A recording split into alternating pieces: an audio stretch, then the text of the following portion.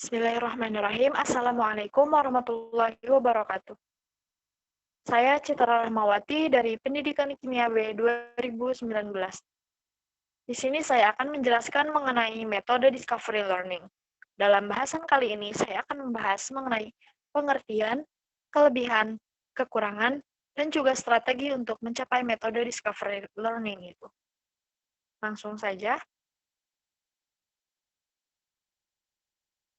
Pengertian metode discovery learning. Metode discovery learning adalah memahami konsep, arti, hubungan kepada satu kesimpulan. Discovery terjadi bila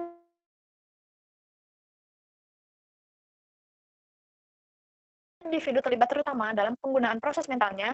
Untuk discovery ini dilakukan melalui observasi, klasifikasi, pengukuran, prediksi, penentuan, dan inferensi. Proses tersebut dinamakan proses kognitif. Selanjutnya ada kelebihan dari metode discovery learning. Yang pertama, mendukung partisipasi aktif pembelajar dalam proses pembelajaran. Karena metode ini merupakan metode penemuan, jadi menuntut peserta didik untuk lebih aktif dalam proses pembelajaran. Yang kedua, menumbuhkan rasa ingin tahu pembelajar. Karena metode ini penemuan, jadi dengan adanya penemuan-penemuan itu, pembelajar jadi lebih, rasa ingin tahunya itu lebih tumbuh atau lebih berkembang. Yang ketiga, perkembangan keterampilan-keterampilan belajar sepanjang hayat dari pembelajar. Karena metode discovery learning ini dapat menumbuhkan atau mengembangkan keterampilan belajar sepanjang hayat, karena menemukan atau mendapatkan suatu penemuan atau mendapatkan suatu ilmu atau suatu contoh itu dapat dilakukan sepanjang hayat.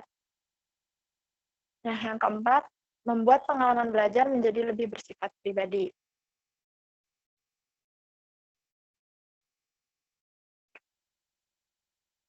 Yang kelima,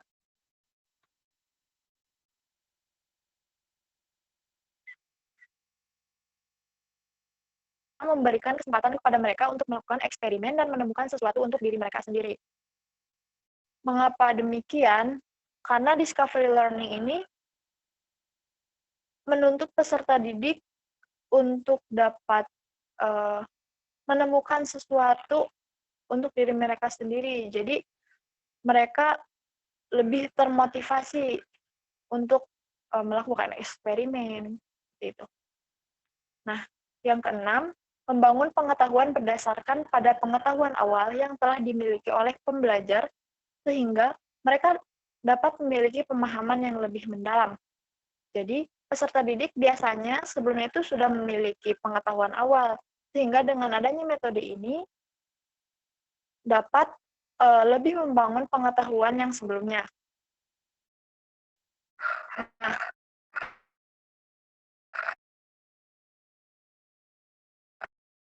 lanjut. Kelebihan selanjutnya yakni yang ketujuh, mengembangkan kemandirian dan otonomi pada diri pembelajar. Yang kedelapan, membuat pembelajar bertanggung jawab terhadap kesalahan-kesalahan dan hasil-hasil yang mereka buat selama proses belajar. Maksudnya di sini, jadi pembelajar itu dapat bertanggung jawab atas hasil yang mereka dapatkan selama proses belajar tersebut. Nah, kelebihan selanjutnya, merupakan cara belajar kebanyakan orang dewasa pada pekerjaan dan situasi kehidupan nyata. Jadi, metode discovery learning ini mendukung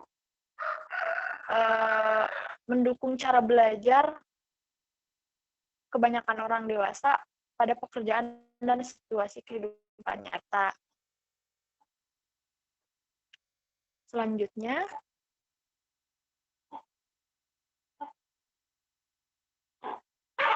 nah, kelebihan discovery learning ini merupakan suatu alasan untuk mencatat prosedur-prosedur dan temuan-temuan seperti kesalahan kesalahan sebagai suatu cara menganalisis apa yang telah terjadi dan suatu cara untuk mencatat atau merekam temuan yang luar biasa. Nah, kelebihan selanjutnya yakni mengembangkan keterampilan kreatif dan menguasai masalah. Karena metode ini bersifat menemukan. Jadi, peserta didik itu dapat mengembangkan keterampilan yang kreatif dan dapat menguasai masalah dalam proses pemecahan suatu penemuan atau suatu observasi. Nah, kelebihan selanjutnya menemukan hal-hal yang menarik yang belum terbayang sebelumnya setelah informasi dan proses belajar yang dilakukan. Karena metode ini sangat mendukung untuk peserta didik dapat menemukan hal-hal baru.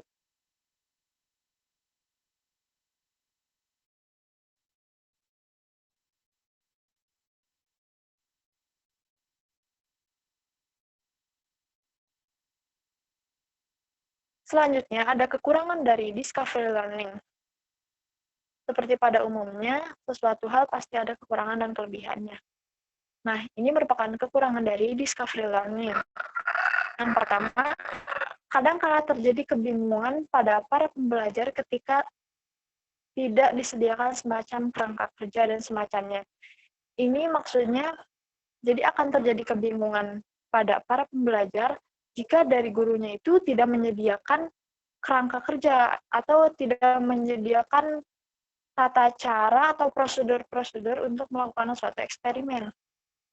Yang kedua, terbentuknya miskonsepsi. Mengapa demikian? Karena terkadang hasil penemuan atau hasil observasi berbeda dengan yang ketiga, pembelajar yang lemah memiliki kecenderungan untuk belajar di bawah standar yang diinginkan dan guru yang gagal melakukan pembelajaran semacam ini. Jadi mereka membutuhkan remedi atau scaffolding. Maksud di sini, bagi pembelajar yang memiliki kemampuan berpikir yang kurang, akan gagal. Jadi guru di sini akan gagal dalam melaksanakan metode ini karena harus dibantu dengan metode-metode yang lain seperti itu. Nah, selanjutnya ada strategi dalam metode discovery learning. Yang pertama, penemuan sebagai pemberi stimulus.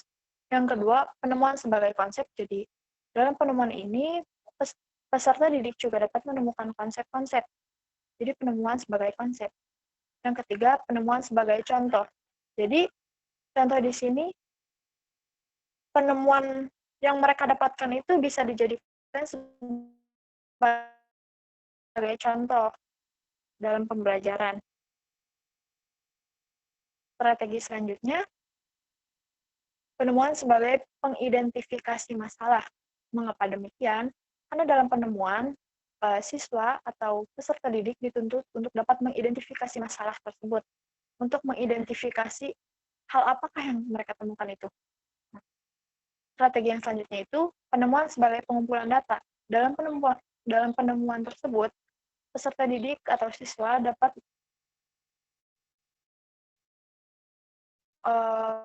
jadi penemuan tersebut merupakan pengumpulan data, penemuan sebagai pengolahan data. Sama halnya seperti pengumpulan data, jadi setelah siswa atau peserta didik melakukan pengumpulan data, nanti data tersebut akan diolah. Jadi penemuan tersebut dapat berfungsi sebagai pengolahan data.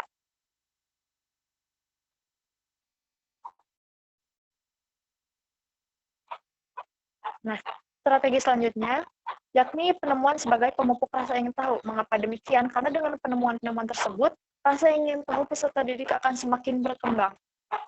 Strategi selanjutnya, penemuan sebagai pemupuk kemampuan berpikir kritis. Mengapa demikian? Karena dengan adanya penemuan-penemuan, siswa akan berpikir, mengapa ini dapat terjadi, mengapa hal ini tidak terjadi pada penemuan yang lainnya, seperti itu. Kemudian strategi selanjutnya, penemuan sebagai pemupuk daya kreativitas dan kolaborasi. Mengapa demikian? Karena dengan adanya penemuan-penemuan tersebut dapat mengasah kreativitas dan kolaborasi. Maksud kolaborasi di sini karena penemuan itu terkadang dilakukan secara berkelompok, tidak hanya dapat dilakukan oleh seorang diri, seperti itu. Nah, sekian penjelasan mengenai metode discovery learning dari saya, kurang lebihnya mohon maaf. Wassalamualaikum warahmatullahi wabarakatuh.